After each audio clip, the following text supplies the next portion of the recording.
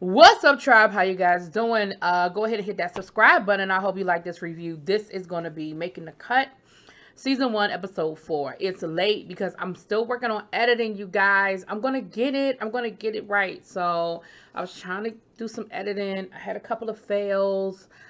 But I hear you guys, you want to see the pictures, and so I'm working on getting you guys the pictures. So for today, we're going to keep doing what we've been doing. I'll put my favorite looks at the end of this video if I don't figure out the editing. I'm still working on it. So with that being said, let's jump into it. So this episode was very reminiscent of a Project Runway, because at the end of the last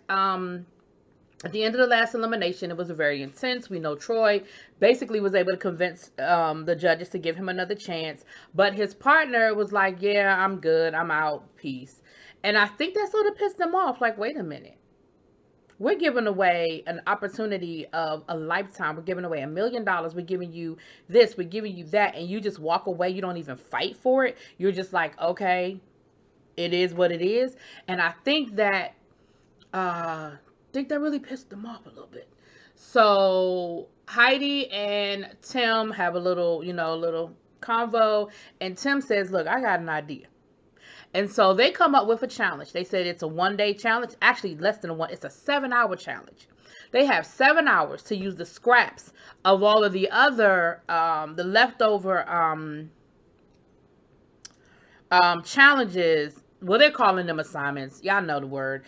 I guess they had to change certain things up so it wasn't too Project Runway. So they call them assignments. But they have the scraps from the other assignments, and they're going to make their looks from those scraps. And what I find very interesting is that immediately certain people felt like they had an advantage because, see, here's a difference. And this is the difference. This is what young folk don't understand. Just because I don't do something doesn't mean I can't do something. And the first thing Sandra said was, oh my gosh, well, Esther can't sew and Sabato can't sew. See, here's the difference. Not doing it and not being able to do it are two different things. I would have thought that y'all learned from that first challenge that Esther does know how to sew, because Esther made both of her looks in 2 hours by herself for the most part and won the challenge. There's no way I would ever underestimate Esther. Now, Sabato is a little different. He was struggling. We know that. But again, it's not that he doesn't know how to sew. He hasn't sewn in probably 10, 15 years. And so things are different. The technology on the sewing machines are different. And yes, he was having trouble with the thread on the sewing machine and things like that. But I feel like, and that's the problem. That's a mistake that young people make, is that you underestimate people. Okay. Sabato was struggling. He was. But he got a garment out. Now let's talk about it. We learned about 2 of our designers this week. We learned about Megan and we learned about Rena. Megan is the black girl who I love. I love Megan. Megan is one of my favorites right now. Actually, Megan is actually my favorite as far as who I really want to see do really, really well. Right now, Esther is shitting on them hoes. I mean, I'll get there, but Esther is okay. But I love, love, love Megan. Now, we found about Megan is that Megan's mom had her when she was young. So I think she said it's 16 years between them. And her mother was diagnosed with schizophrenia. She had a mental illness, and that really deteriorated their relationship, and it became a struggle. And she sort of kind of became, almost, they flipped roles. Almost she became the mom. And I actually know that my best friend's mom, that happened. And growing up, I mean, she's been my best friend since before I remember her being my best friend. You know what I mean? We just woke up one day and we were best friends. And her mom was quote unquote normal until we got into high school. And literally overnight, her mom had a mental break, and things were just never the same after that. And so I understand what she's saying, that things can be normal and then it just totally flips. And so it is hard. I've been there for my best friend as an outside support, but at the end of the day, that's your mom, you know? Rena is from Israel, and we hear her story. Her grandfather was actually the tailor of the town. He did a lot of people's a lot of sewing and designing and tailoring for people in the town where he grew up. And he actually the rich people in town. He was the go-to for the rich people, and he died in Auschwitz. And so my heart, the minute she said that, my heart broke, because of course, being a I mean, you don't have to be a historian to understand the gravity of that statement, but me being a historian, just, it just, and then her being from Israel, I almost could write the rest of her story. You know what I'm saying? Her family was probably one of the families that relocated after World War II when they established Israel, and so forth and so on. She served in the national, I think the Air Force for Israel. I think, and y'all correct me in the comments if I'm incorrect in that, but I think you have to serve in the military in Israel. I think you have to. At some point, I think that's part of, like, I mean, a year or two, but I think at some point you have.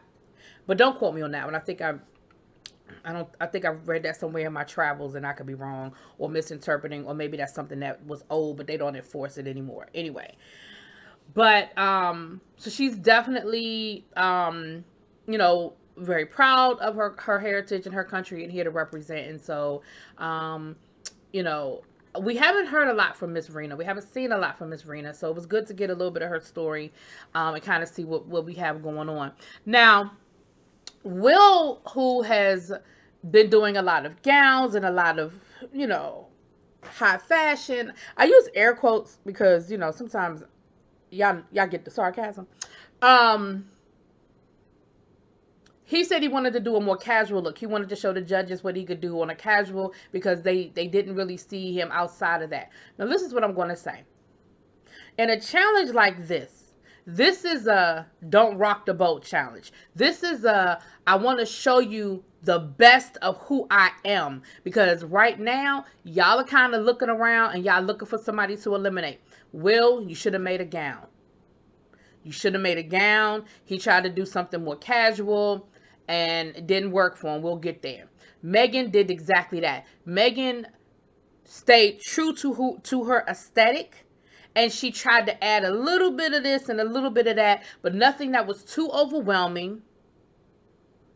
And it made sense in her design. I'm going to tell you, I wanted Megan to win because I want that top. Megan, y'all know how I do. If you know somebody that know Megan, ask Megan if she going to put that top on her own personal website, because I loved that top and I would have worn a deep out of that top. Okay? Okay. So y'all ask Megan if she going to make that top. And go on, tell her, hit me up. I want it. But she had this color block, asymmetrical, and it kind of had a little peekaboo on the side. It was really, really cute. And then she had like a casual pant that y'all know those pants that they're very you could dress them up or dress them down. Like, you could put those you could put those pants with sneakers, or you could put them with heels. And it was a really cute outfit. Will, whose ass is on the line. Will is a perfect example of,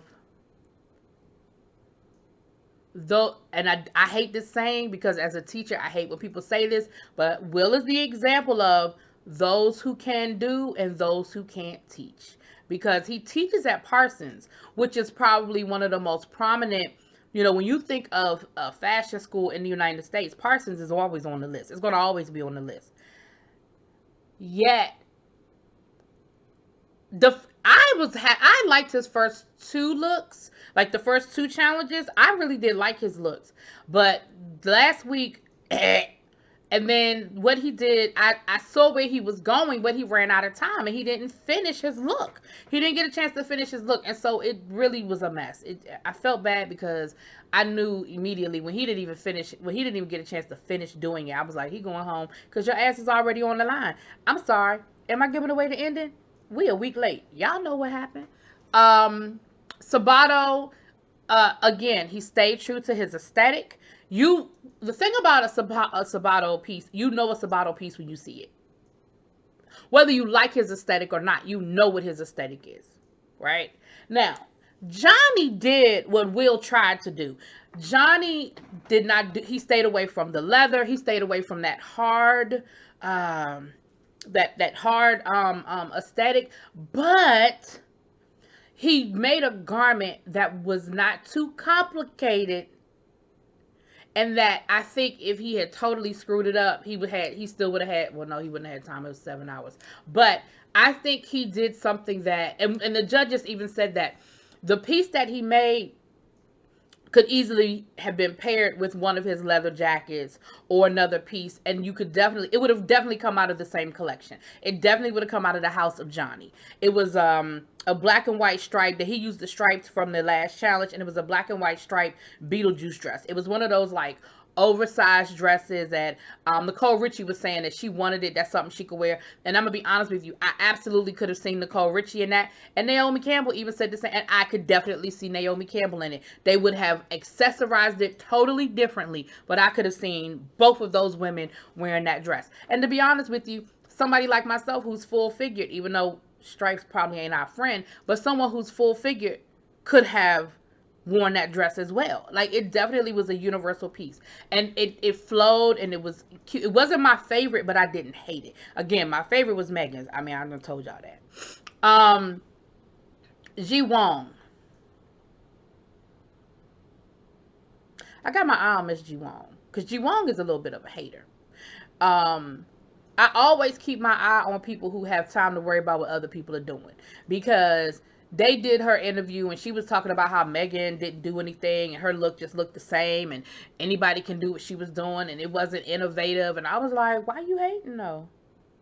Why you hating, Juwan? She did a jumpsuit that's very much in her wheelhouse, in her aesthetic. Renault did a suit. I liked Renault's suit because Renault's suit had this little twist thing in the front. It very much was business. It very much was business to happy hour to club. I could definitely see someone wearing that to the office with a top. Now the top was a little crop. They would have had to definitely wear a jacket so that you couldn't see the crop part of it, because you don't be showing you don't be showing no skin at the office. But I could definitely see that suit with the jacket. You taking the jacket off for happy hour. And if your girlfriend said, hey y'all, let's go on and roll over down the street to the little club, I could see, you might have been a little overdressed, but I could definitely see you walking up in the club for a minute or two and, taking a little spinny spin. So, it was very, it was very user-friendly. So I did like it. Again, it did not stand out, but it was not bad. I liked it. Did I get everybody? I know who I'm waiting for. I'm waiting to get to Esther, but did I get everybody before Esther? Okay, well, if I didn't get you, you wasn't important. Esther. Oh, Sander. Now, Sander, I love Sander, even though Sander underestimates people because he was the first one to talk about who couldn't sew and all of that. And but what I like about him is that he helped Sabato. He helps people. And his thing was, if I'm going to get eliminated, I'm going to get eliminated because I didn't know what I was doing or because somebody just beat me. I'm not going to get eliminated because you can't sew. And so he was very supportive of Sabato. Him and Sabato are building a very, like, father-son type relationship. Like, I really think they're building a friendship. I really do. I really believe they're building a friendship. But very father-son, kind of. And I really love how he works with Sabato, because last week, that really did touch me last week, because he could have really, really, really gone a different direction with Sabato last week, especially when he messed up the tech bag. I mean, he really could have went a different way, and he could have thrown him under the bus, and he could have been nasty and all of that. And his attitude is just like, all right, we're gonna make it work. We're gonna figure it out. I know you didn't do it on purpose. Boom. And I love that. I really love that about Sander. He had a dress. I knew as soon as I saw his dress coming down the runway what the judges were going to say. It was cute, but it was very complicated. It was a lot of ins and outs to the dress. It was a folded down in the front. It was pleated on the side. I don't know all the technical names, but there was a lot of shit going on. It was cute, but it definitely was not something everybody could wear. That definitely is something that you had to be a certain type of person to wear, body type to wear, but it was cute. I did not dislike it. Again, I liked it better before he added the black. He painted black on it. I really liked it better when it was just that beige, but I know that would you felt like he probably needed a little extra something. But I liked it better when it was just a regular beige dress. I thought it was really cute. Now, Esther. Esther made this black dress. Now, first of all, Esther loved black, so I think 90% of what I say is going to always be black where Esther is concerned. But I love that dress that Esther made. And again, it was pleated. It had all these different pleats in the front, like all these different, I don't know the proper name, y'all, but all these different pleats in the front. And it's on Amazon.com now, Amazon Prime now. I'm going to be honest with you. I'm going to go check the price on that thing. If it's in my price range and they got it in my size, I might have to buy that dress. It was actually really, really, I loved it. And I understand where the judges were coming from with it. Again, Megan was still my favorite. But I think they wanted to give it to Esther. But I think because Esther had won the first two challenges, it was like, we can't just keep throwing it to Esther. But I really think that's who they wanted to give it to. I really, really think the judges wanted to throw that thing to Esther. But they ended up giving it to Will. Who Will, Esther, or Megan, if any of those three won, I would have been okay. But they talked to Megan. Megan got a critique, and they loved it. You could tell they really loved Megan's. But I knew that she didn't win when they called her down first. But again, I think what they love about Will is that Will has gotten critiques. And some of his critiques weren't great. But I think what they love about him is that he has taken the critiques. And he has he has taken the notes. He has included the critiques, and he's done well. Like, sometimes people take the critique and they can't do it. They can't fix it. They can't adjust it. They can't change it.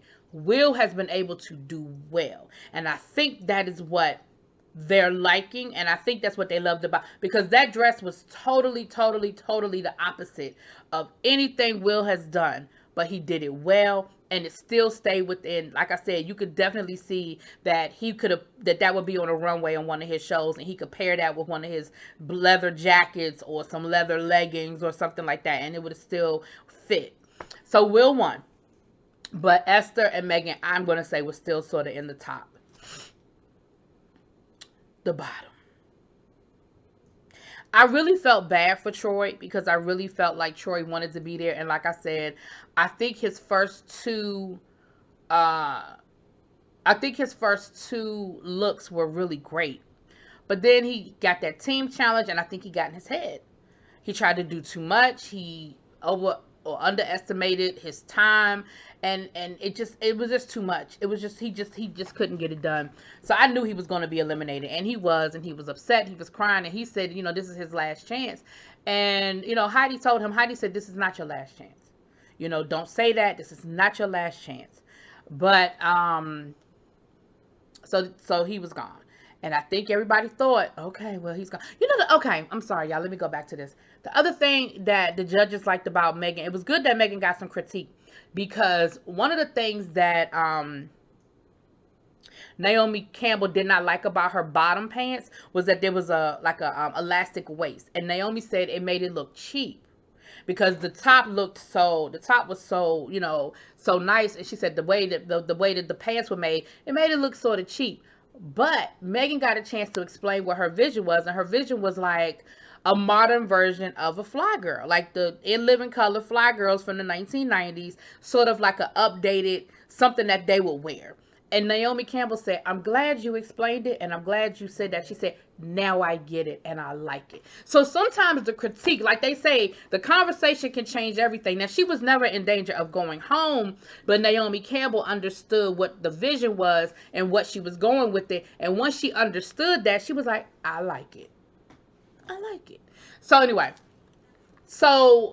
Troy gets eliminated, and I think everybody's like, okay, even though they keep telling y'all more than one person can go home, I think they're kind of like, whew, okay, we got that one. Next thing you know, honey, they done called Will down. Baby, they hated Will's outfit. And I told y'all, I didn't get into all of Will did. Will made these like crop pants out of the material from last week's challenge. See, this is what I'm saying to y'all. Y'all be thinking too much. You're doing too much. Why would you use the material from the losing team? They hated that material. They hated it. And you thought you could take it and turn it into, you could take trash and turn it into treasure. And you made these pants that stopped at like mid-thigh, but they weren't capris.